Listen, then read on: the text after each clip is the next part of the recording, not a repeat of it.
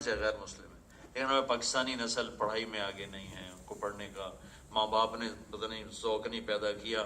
چونکہ ایک بڑا قصور ہوا جو میں 82 میں سب سے پہلے انگلینڈ آیا تھا، اور اس وقت میں اولڈم بھی آیا تھا. اس وقت خواب بھی نہیں دیکھا تھا کہ ایسی جگہوں پہ اللہ ہماری بات کروائے گا، اس کی بادشاہی ہے. تو انڈین، گجراتی، مسلمان جہاں 4 پیسے ان کو ہاتھ میں آئے انہوں نے مسجد بنائی، مکتب بنایا، کمیونٹی سینٹر بنایا، اور اپنے بچوں کو پڑھانے کے لیے زور لگایا. اور اپنے بچوں کو کچھ ٹائم دی. ہمارے پاکستانی کمیونٹی نے کیا کیا؟ صرف پیسہ بنانے میں زور لگایا، بچوں کو ٹائم نہیں دیا، مسجد کا خیال نہیں کیا، کوئی مدرسے کا خیال نہیں کیا، ان کی سکولنگ کا کوئی پرواہ نہیں کہ بس کمائی کمائی کمائی کمائی. تو ہمارے بچے بہت زیادہ ضائع ہوئے. یہ قصور جنوبی امریکہ میں نے عربوں میں دیکھا کہ عرب وہاں گئے، لیبنیز، فلسطینی، لبنانی، مصری، وہ اتنے مالدار بن چکے ہیں کہ پورے اولڈم کے تاجروں کو ایک جیب میں ڈال لیں، اتنے مالدار بن چکے ہیں. لیکن ان کی نسلیں اسلام چھوڑ گئی، اور ان کو کسی نے اسلام سے نکالا نہیں. ماں باپ نے ٹائم ہی نہیں دیا، بتایا تھا کہ نہیں. امریکہ میں ہماری ایک جماعت تھی، 2 نوجوان صبح مسجد میں آ گئے کہ ہمارا باپ مرا ہے رات کو، اور اس نے ہمیں رات بتایا کہ میں مسلمان ہوں، کسی کو دیکھ کے میرے جنازے کا انتظام کرنا. ہمیں تو پتہ ہی نہیں تھا کہ ہمارا باپ ہے کون. یہ عرب تھا وہ. تو ہمارے پاکستانی کمیونٹی سے یہ قصور ہوا کہ انہوں نے اپنے بچوں کو ٹائم نہیں دیا، پراپر ٹائم نہیں دیا، ان کی ذہن سازی نہیں کی.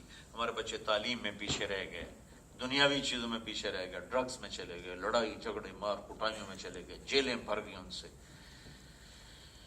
تو آپ سے گزارش ہے کہ زندگی کو بیلنس کرنا سیکھیں، کمائیوں میں حلال ہو، حرام نہ ہو.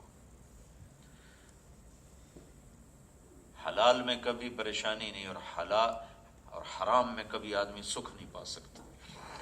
میرے رب کا قانون ہے کہ رزق حرام اندر میں ایسے جائے گا جیسے کانٹا اندر جاتا، جو چبھ کے رہتا، اور رزق حلال پانی کی طرح اندر جاتا ہے. باقی دکھ سکھ تو ہر انسان کے ساتھ.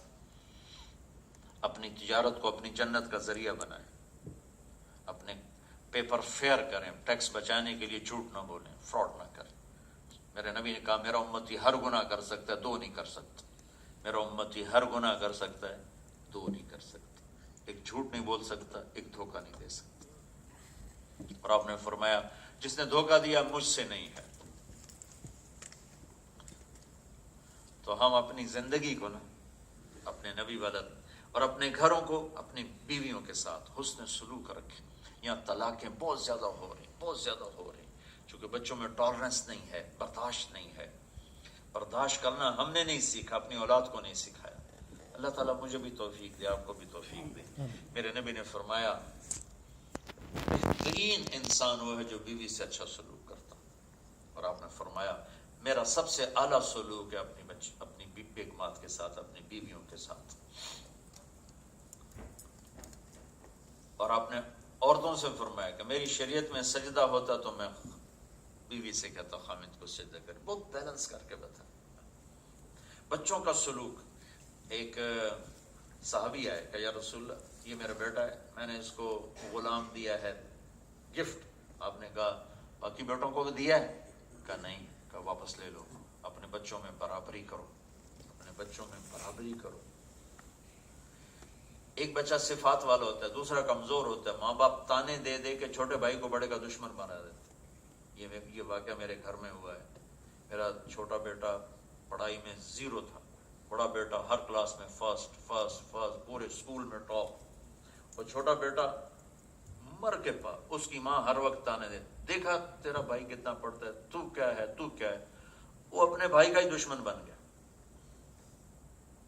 کہ اپنی بےزتی محسوس کرنے لگا. یہ ماں باپ سے بڑا ظلم ہوتا ہے. اچھا وہ پڑھائی میں نہیں کچھ بھی، لیکن وہ دوسری چیزوں میں اتنا تیز ہے کہ بڑا بیٹا اس کے پاسنگ بھی نہیں. میں نے کبھی نہیں کہا، میں حوصلہ دیتا رہا تو وہ اس احساس کمتری سے مشکل سے باہر نکلا. تو اللہ کے نبی کی زندگی گھر میں کیسی تھی، بچوں کے ساتھ کیسی تھی، بیوی کے ساتھ کیسی تھی. بازار میں، دفتر میں، پوری بتائیے. آپ بھائیوں کی خدمت میں گزارش ہے، بھائیو پڑھو بھی صحیح، سیکھو بھی صحیح، تو انشاءاللہ اللہ تعالیٰ آپ کو، آپ کی نسلوں کو یہاں اسلام کے پھیلنے کا ذریعہ بنائے گا. تو جب موقع ملے 3 دن ضرور لگائیں، انشاءاللہ اس سے آپ کو بہت فائدہ ہوگا. تو اس کا نیت اور ارادہ تو کر لینا، ٹھیک ہے نا؟ درود شریف پڑھ.